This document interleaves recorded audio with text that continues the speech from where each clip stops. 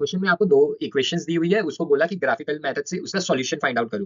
कोई भी इक्वेशन के हम सॉल्यूशन एक्स और वाई की वैल्यू कैसे फाइंड करते हैं, हमारे पास मेथड्स तो रहता है, क्रॉस मल्टीप्लिकेशन मेथड, फिर आपका एलिमिनेशन, सब्स्टिट्यूशन, ये सब तो मेथड रहता है, लेकिन बोला वो सब यूज करने की जरूरत नहीं है, ग्राफिकल वे मतलब ग्राफ का यूज से उसका सॉल्यूशंस फाइंड आउट करो। और साथ ही साथ बोला कि वो जब दो लाइन इंटरसेक्ट होगी जो हमारे ग्राफ पे, तो एक ट्रायंगल फॉर्म होगा, वो भी बताया इन्होंने कि ट्रायंगल तो फॉर्म होगा, उस ट्रायंगल का एरिया बताना आपको। ठीक है, तो हमें पता है एरिया ऑफ ट्रायंगल का फॉर्मूला क्या है, area is equal to half into base into height, ये फॉर्मूला हमें यूज करना है। क्लियर है। दो इक्वेशन दिया तो हम इक्वेशन लिख लेते हैं, x plus three y is equal to six. दूसरी इक्वेशन हो गई 2x - 3y is equal to 2। अब करना क्या है आपको यहाँ पे, पहले आप क्या करो, x या y दोनों में से किसी एक को लेफ्ट हैंड साइड में अकेला रखो और दूसरी वेरिएबल को ऑपोजिट साइड में ले जाओ। तो यहाँ पे क्योंकि x अकेला ही है, x का भी कोई नंबर नहीं है, मतलब उसका वैल्यू 1 है, तो हम x को लेफ्ट हैंड साइड में रखेंगे और बाकी जो रेस्ट में हमारा 3y है उसको हम ऑपोजिट साइड में ले जाएंगे। क्लियर है। अब करना क्या है यहाँ पे, आपको ये करना है, अब ये इक्वेशन हमें मिल चुका है, ये हमारा मेन इक्वेशन हो गया। अब हम यहाँ पे क्या करेंगे, हम एक एक करके y की वैल्यू पुट करेंगे और x की वैल्यू हमें मिल जाएगी। कंपलसरी नहीं है कि x को ही आपको यहाँ पे रखना है, आप चाहो तो y को रख लो, मतलब रखना अकेला एक वेरिएबल को ही है। ठीक है, और बाकी उसके साथ जितने भी जो भी इसका कोफिशिएंट होगा या जो भी वैल्यूज रहेगी वो ऑपोजिट साइड में चली जाएगी, क्योंकि x के आगे कोई कोफिशिएंट नहीं है अदर देन 1। तो हमने क्या किया, x को लेफ्ट हैंड साइड में रखा और y को उधर ले। ठीक है, ये तो आपको पता ही होगा। तो ये हमारी इक्वेशन होगी। अब हम एक एक करके पहले पहला टेबल बनाएंगे ये वाले इक्वेशन के लिए। तो यहाँ पे मैं x लिख लेता हूँ, यहाँ पे मैं y लिख लेता हूँ। Now what we will do, we will randomly नहीं, कोई भी हम वैल्यूज पुट करेंगे y के लिए। जैसे सपोज y इक्वल टू 0 हमने पहले ले लिया, तो x क्या मिलेगा यहाँ पे, मैं क्या करूंगा, अगर y आप यहाँ पे 0 पुट कर दो तो 3 इंटू 0 0 हो जाएगा, तो बचेगा क्या, अकेला 6। तो x की वैल्यू 6 आ गई। ठीक है, आपको सॉल्व करके वैल्यूज पुट करनी है। ठीक है, और ऐसे ही मन में आ गया तो हम वैल्यूज नहीं पुट करेंगे, जैसे 0 लिया तो 6 आ गया। अगर मैं 1 लेता हूँ यहाँ पे, तो 3 इंटू 1 3, 6 से 3 गया तो कितना 3 बचा। फिर 2 ले लूंगा तो 2 6, तो 0 आ जाएगा। ठीक है, y की वैल्यू पुट करना है, क्योंकि राइट हैंड साइड में हमारे पास क्या है y, तो आप y की 0 1 2, आप चाहो तो -1। हम हमेशा छोटा से ट्राई करेंगे, क्योंकि वैल्यू जितना छोटा रखोगे ना आप, उतना ग्राफ में बनाना ईजी होगा। क्लियर है, तो मैंने 0 1 2 लिया, तो 0 जब पुट किया 6 आया, 1 जब पुट किया 3 आया और 2 जब पुट किया 6 आया, सॉरी 0 आया। क्लियर है, ये हमारा पहला रेडी हो गया। सेम चीज इसके लिए करना है। तो यहाँ पे अगर आप देखोगे तो x के आगे भी कोफिशिएंट है, y के आगे भी कोफिशिएंट, तो हम क्या करेंगे, किसी एक को आप रख लो। सो एक काम करते हैं, हम x को यहाँ पे रखते हैं। तो पहले हमारा रहेगा x is equal to 12, when y will go from left to right, what will happen, it will become plus 3y, और 2x था तो होल डिवाइडेड बाई 2 हो जाएगा। इज इट क्लियर, इक्वेशन आ गया हमारा। अब आपको क्या करना है, यहाँ पे वही सेम x और y की वैल्यूज फाइंड आउट कर लेंगे। तो पहले मैं अगर y की वैल्यू 0 लेता हूँ यहाँ पे, तो 3 इंटू 0 0, तो 12/2 क्या होगा, 6 आ जाएगा।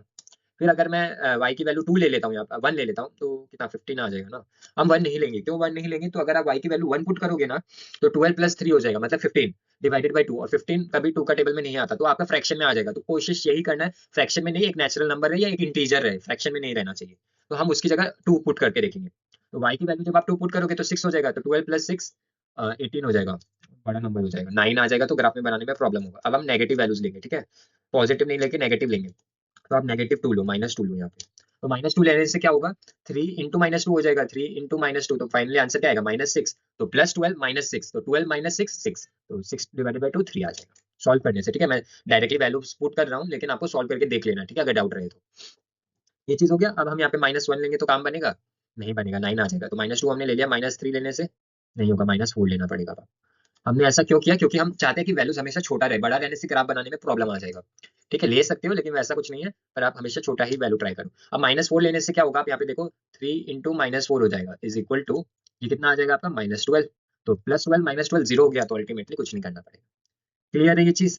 अब हम क्या करेंगे, अब ये वैल्यूज को हम ग्राफ में प्लॉट करेंगे। तो हमारे पास क्या क्या वैल्यूज आ गई यहाँ पे, अब हम उसको नेक्स्ट में नोट डाउन कर लेते हैं। ठीक है, अब हम क्या करेंगे, जो पॉइंट्स हमने पीछे निकाले थे एक्स और वाई कोऑर्डिनेट से, वो अब हम प्लॉट करेंगे। तो प्लॉट करने से पहले क्या करते हैं, हम इसको लिख लेते हैं।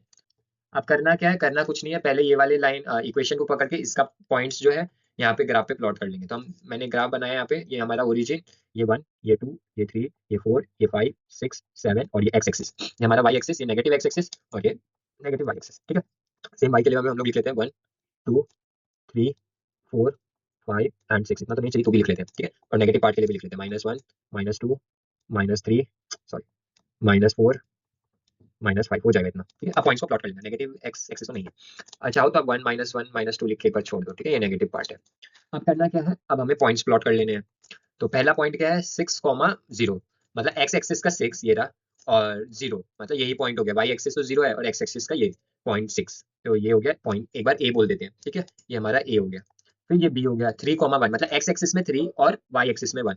एक्स एक्सिस में 3 ये रहा, वाई एक्सिस में 1 ये रहा, मतलब ये वाला पॉइंट, इसको हम बोल देते हैं पॉइंट बी। ठीक है, पॉइंट बी, और यहाँ लिख देते हैं 3,1 और यहाँ लिख देते हैं 6,0। उसके बाद 0,2, तो एक और आएगा एक्स एक्सिस में 0 मतलब ये वाला पॉइंट, और वाई एक्सिस में 2 मतलब ये वाला पॉइंट। तो ये जो पॉइंट सी इसको नाम दे देते हैं, ये कितना हो गया आपका 0,2, एक्स एक्सिस 0, ये आपका पॉइंट 1। ठीक है, ये हो गया, ये हमारा फर्स्ट लाइन। आप इसको कनेक्ट कर सकते हो। ठीक है, मेरा स्ट्रेट नहीं होगा तो मैं इसको एक बार डॉटेड लाइन से, आप स्ट्रेट लाइन से पूरा कनेक्ट कर देना। ठीक है, ये ट्राइंगल ही बनेगा, मैं यहाँ पे टैबलेट पे बनाने में थोड़ा सा मुश्किल होगा। ठीक है, इसको चमका देते हैं। अब सेकंड वाले की बारी आ गई, तो सेकंड वाला भी हम बना लेते हैं। सेकंड में है ये, आप मान लो एबीसी, नाम मैंने सिर्फ ऐसे ही दिया है। ठीक है, पॉइंट्स की आपको कंफ्यूजन ना हो, इसको एक्स वाई जेड बोल देते हैं।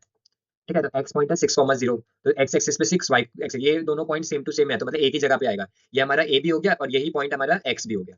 ठीक है, 6,0। उसके बाद क्या, 3,-2, एक्स एक्सिस पे 3 ये रहा, एक्स एक्सिस पे 3, वाई एक्सिस पे -2 मतलब ये वाला पॉइंट, इसको आप दे दो वाई 3,-2, और लास्ट में बचा 0,-4, मतलब एक्स एक्सिस पे 0 और वाई एक्सिस पे -4, तो ये हमारा माइनस वाई एक्सिस -4 मतलब ये वाला पॉइंट ही हो गया। ये पॉइंट को हम नाम दे देते हैं जेड, जेड का वैल्यू क्या है 0,-4। आ गया, इसको भी आपको क्या करना है, ज्वाइन कर देना है। ठीक है, ये ज्वाइन। अब आप देख पा रहे हो ट्राइंगल तो बन रहा है। क्वेश्चन में आपको बोला था कि ट्राइंगल क्या होगा, find the area of the triangle on x axis, on sorry on y axis, ऐसा था क्वेश्चन। तो ये तो एक ट्राइंगल फॉर्म हो गया। अब पहले इसका बोला था कि फाइंड द सॉल्यूशन ग्राफिकली, तो आप देख सकते हो दोनों पॉइंट, सॉरी दोनों लाइन जो है ना, ये वाला लाइन कौन सा इक्वेशन का लाइन है, ये x + 3y = 6, और ये कौन सा लाइन है हमारा, ये हमारा लाइन है 2x - 3y = 12। अब ये दोनों लाइन कहाँ पे इंटरसेक्ट हो रही है, एक ही कॉमन पॉइंट पे, ये दोनों लाइन एक ही कॉमन पॉइंट पे इंटरसेक्ट हो रही है, वो है 6,0। तो हम बोल सकते हैं the solution of both equation, the solution of both equation is 6,0। कैसे मिला हमें, ग्राफिकली मिला, ग्राफ का मेथड से। ग्राफ में आप देख पा रहे हो दोनों लाइन एक कॉमन पॉइंट पे इंटरसेक्ट हो रहा है, वो हो गया 6,0। क्लियर है इतना दूर।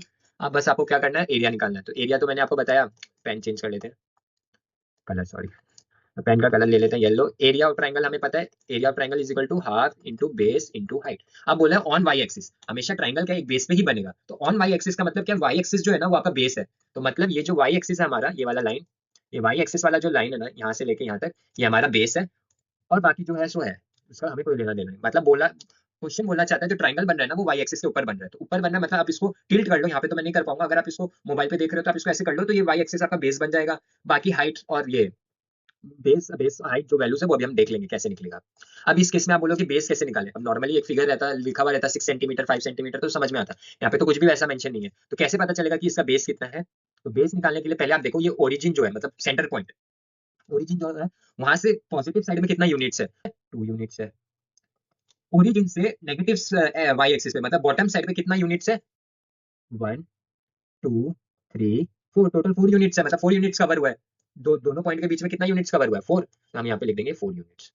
और क्योंकि ये बेस है, बेस है मतलब आधा पार्ट 2 यूनिट, आधा पार्ट 4 यूनिट, अगर हम जोड़ देंगे तो क्या बन जाएगा टोटल यूनिट, तो मतलब टोटल 6 यूनिट। बेस कितना हो गया आपका, बेस हो गया, बेस हो गया आपका टोटल 6 यूनिट। समझ में आया कैसे। ठीक है, अब आता है, ठीक है ये तो मिल गया हमें, अब ये कैसे मिलेगा हाइट।